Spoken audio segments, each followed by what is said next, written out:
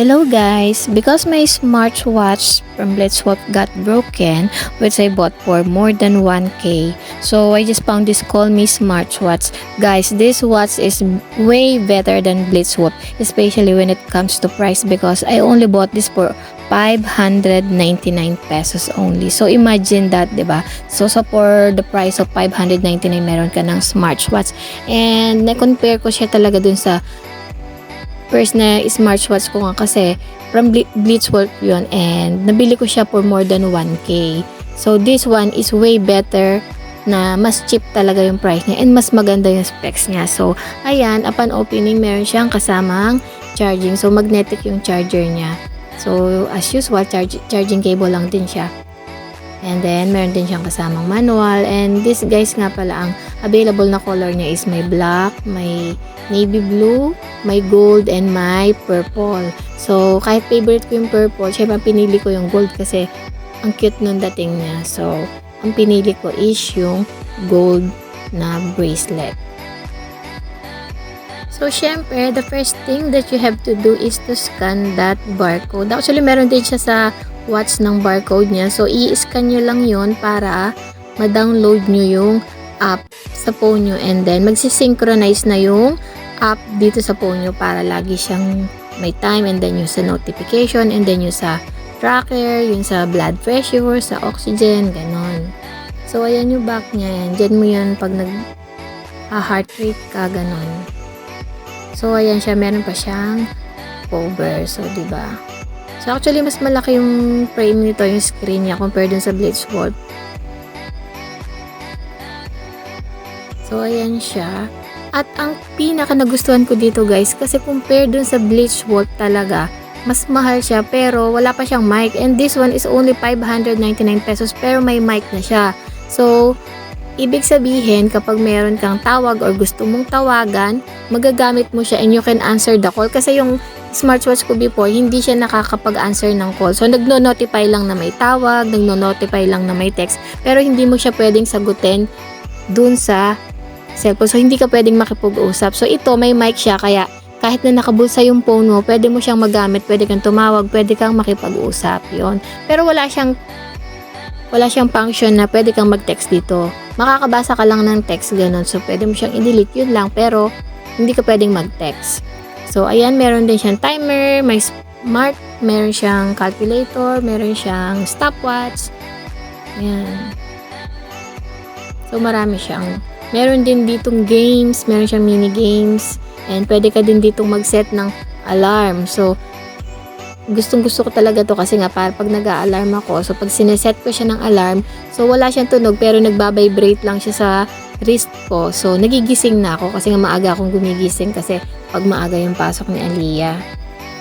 So, ayan, pwede kang bumasa ng text dito. Yun lang. And ang gusto ko talaga dito is kahit na nakabulsa yung phone ko, kapag nasa labas ako, for example, pagka tumunog yung phone ko, so tutunog din tong smartwatch ko and pwede ko siyang sagutin and pwede akong makipag-usap gamit yung smartwatch nang hindi ko na nilalabas yung phone ko. So, compare dun sa Blitzwolf nga na sinasabi ko kanina, so wala siyang function na ganun. So, pag swipe nyo siya pababa, so makikita nyo din doon yung shortcut para pag gusto nyo i-connect siya sa phone nyo, pag gusto nyo taasan yung brightness ng screen, kapag gusto magbasa ng messages, gano'n. So, meron din siya and meron din tong heart rate monitor, meron siyang blood oxygen, ano yun? Parang sa oxygen and then sa blood pressure. So, marami siya. So, ayan, i-connect nyo lang siya, i-prepare nyo lang siya sa phone nyo. And then, makikita nyo na yung app na kailangan nyo dyan na i-download. So, ayan siya guys.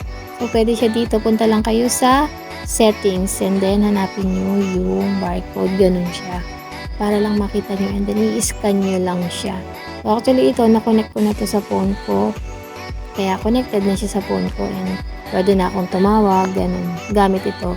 So, aside from that guys, meron pa siyang isang function, pwede mo siyang gawing remote pang selfie.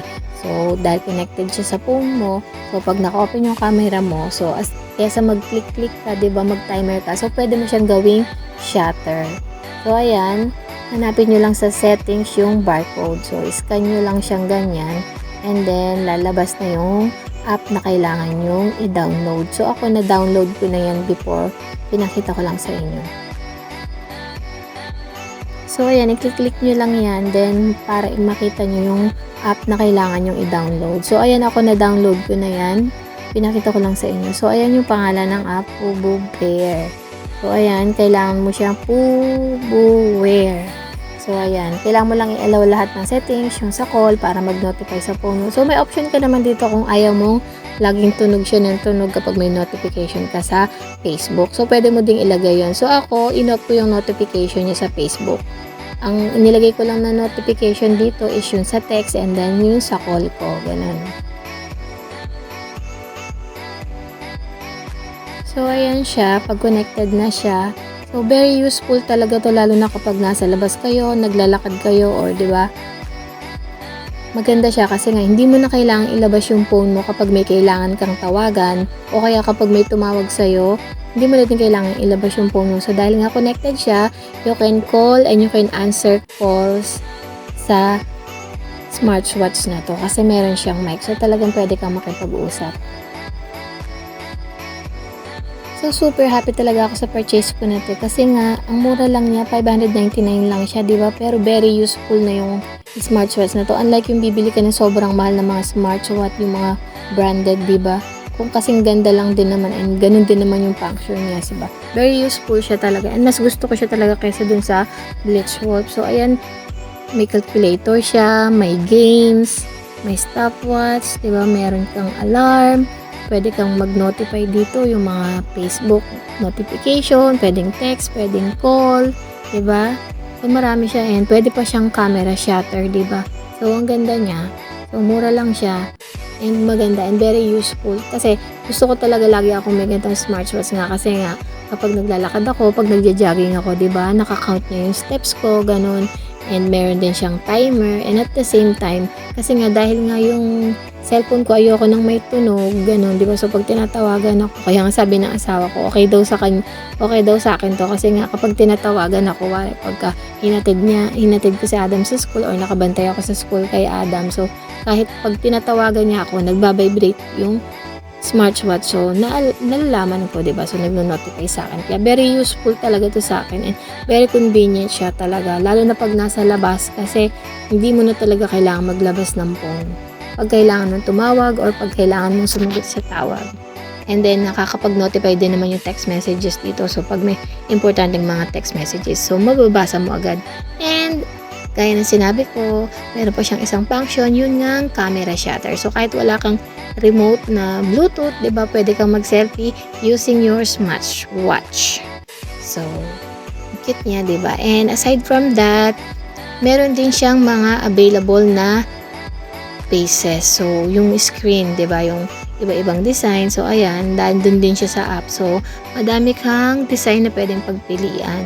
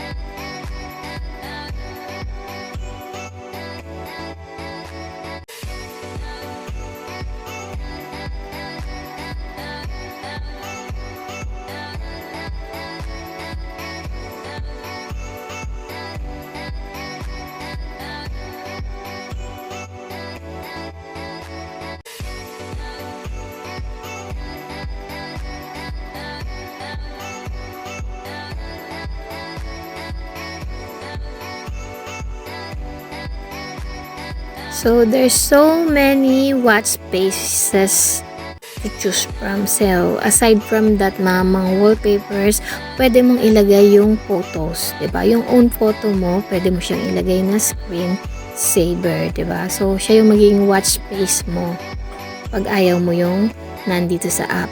So, pwedeng picture.